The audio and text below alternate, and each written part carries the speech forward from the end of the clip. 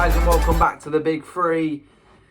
It's a bit of a different one today. I'm gonna go through the UFC GOAT list of each weight and put the two GOATs of that division against each other and come up with a winner.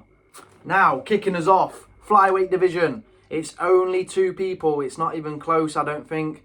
It's Demetrious Johnson versus Henry Cejudo. Now, these two are absolute GOATs in their own world, in their own way. Henry, great wrestler that became better at striking throughout his career, and of course ended his career the double champion, beating TJ Dillashaw in the weight above. They've already fought each other, DJ and Henry. It's 1-1.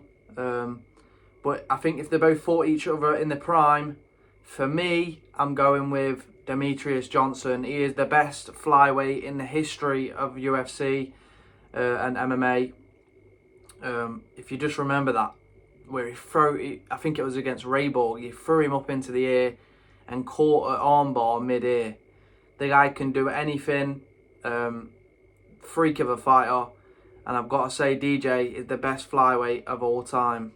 What a man, mighty Mars. Now then guys, moving up to the bantamweight division, 135 pounds. Again, for me, it's so easy who the two are, and you have to respect them both and put them in there again. It's Dominic the Dominator Cruz versus TJ Dillashaw. Now, these two have already fought as well once, and Dominic Cruz won a split decision. So the fight was so close. 5 rounds of absolute mayhem. I remember watching it. Amazing fight. And I tell you something, these two are as close as you can get. Dominic has got that style where he stays back, hits you, tries not to get hit. Likes to move his feet a lot. TJ, he's got that skillful striking, comes in and out a lot. He likes to use his kicks, and he sets a lot of traps. If these two are in the prime against each other, I'm talking literally 51 to 49% here. I think the 51% would go with Dominic. He's already beaten once, but I feel like in his prime, he literally could not get touched. The guy was an absolute joke for getting out of the way of shots, and I'm sure he still holds the record for least amount of times being hit percentage. So for me, just unlucky for TJ. The snake in the grass, they all call it. There's a little snake in the grass right there. Definitely second best ever bantamweight, but Dominic takes this one. Dominic and DJ so far. Now then, featherweight. The two GOATs for me might be a bit controversial. Conor McGregor and Max Holloway. Yeah, this is so controversial. Volkanovski, of course, has beat Max 3 times in a row now, so people will naturally say that he's better. But I feel like prime Max Holloway beats him. And the second fight they had, definitely Max won that one. I don't know how they gave it to Volk. So I'm going for Max versus McGregor. Obviously, Aldo's not in there either. I wouldn't mind if you put Aldo or Volk in there, to be honest, but this is my opinion. I'm going for McGregor versus Max. McGregor 23-6, Max 23-7. So virtually identical records. They did fight each other very early in their careers. McGregor won by decision, but this was when they both first started in the UFC. But if you put them against each other in their prime, I think that left hand of Conor McGregor wipes out Max Holloway. When McGregor was in his prime, when he first came in, his confidence and mentality was just elite, and that left hand just seemed to be taking out every single opponent he faced. Max, he loves the combination punches. He loves to, I think he holds the record for most strikes in the UFC of all time by like 1,000. So he definitely loves the punches in bunches, and that's why I feel he would get caught by Conor. He throws that many punches, and Conor loves to counter punch, and bang, that left hand would sleep him. I think so. The best featherweight of all time for me is Conor McGregor. Now then, moving on to lightweight. This, for me, was the most easy decision of the whole list. I've put the best two for me in the history of the lightweight division is BJ Penn and Khabib Nurmagomedov. 29-0 Khabib and 16-14 for BJ Penn. Obviously, a lot of them losses coming when he was an old man. BJ, good fighter. He really used to start fast in the UFC. Plenty of early knockouts, but for me, Khabib he's just on another planet. He smashed people. No matter who you put against him, he just got them down and smashed their face in, most of the time finishing them.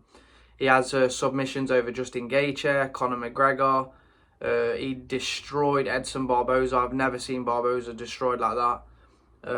Michael Johnson as well, where he was just talking to Dana throughout the fight. Undoubtedly the greatest lightweight of all time, Khabib Nurmagomedov.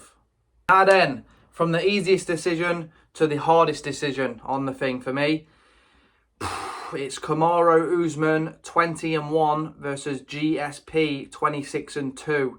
Now, honestly, this one I could not decide. You've got Usman, who is dominating the UFC at the minute. He's pound for pound #1, winning every single fight in good fashion. Knocked out Masvidal, dominated Colbert, knocked him down a few times. Then you come on to the other side, GSP, and he's just got that list of names that he beat throughout the years. He's even beat the two men that beat him. So this one's tough for me. If they both fought in the prime, I think I'd just edge it to GSP for now. That could change depending on what Usman does throughout the rest of his career. But you've got to respect what GSP did, man. He's one of the GOATs.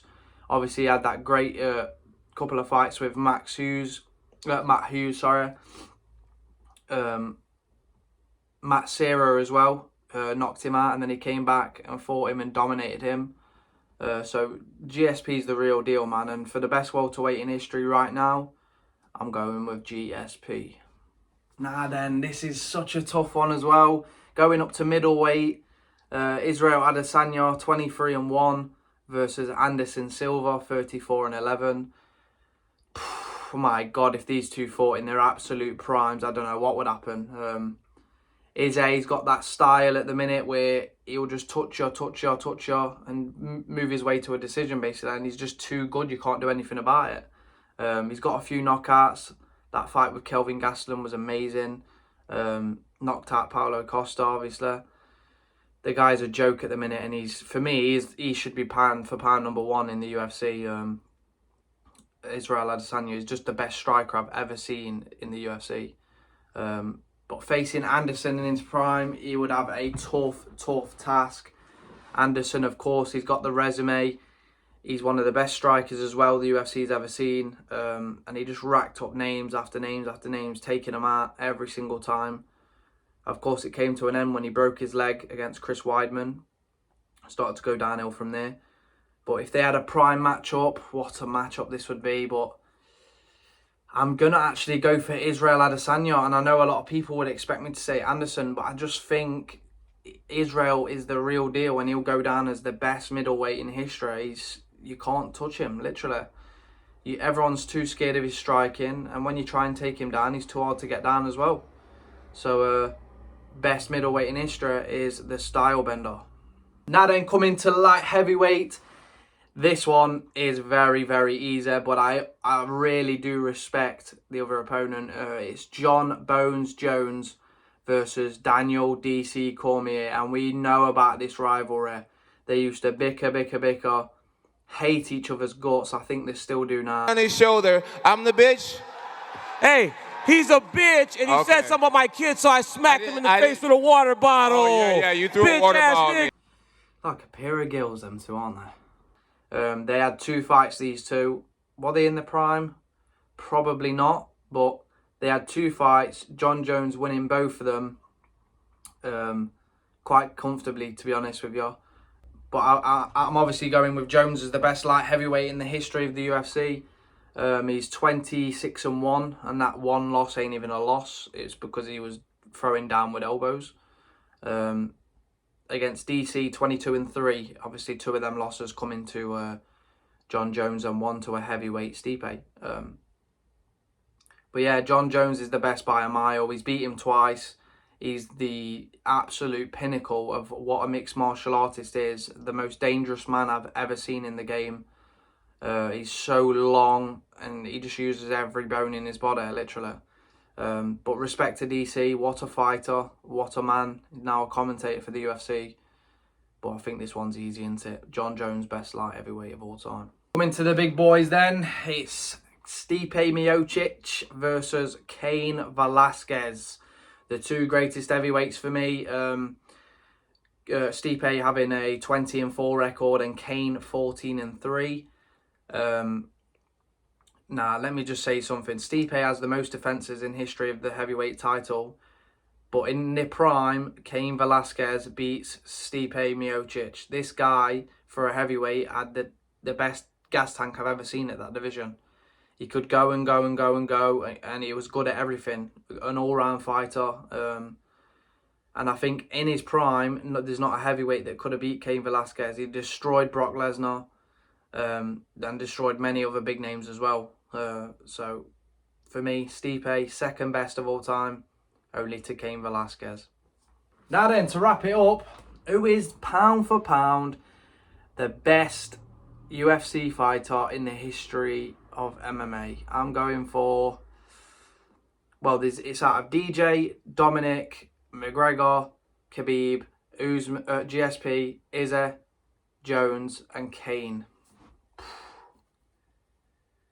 That is tough. That is so tough. But I'm going to narrow it down to my top three. My top three would easily be Jon Jones, Khabib Nurmagomedov, and GSP. They are my top three. But I'm actually going for Jon Bones Jones. I just think he's the best fighter we've ever seen in the UFC. His resume does not compare to anyone else's. He's beat legend after legend, champion after champion. Shogun Rua, Lyoto Machida, Vitor Belfort, DC twice, Alexander Gustafsson.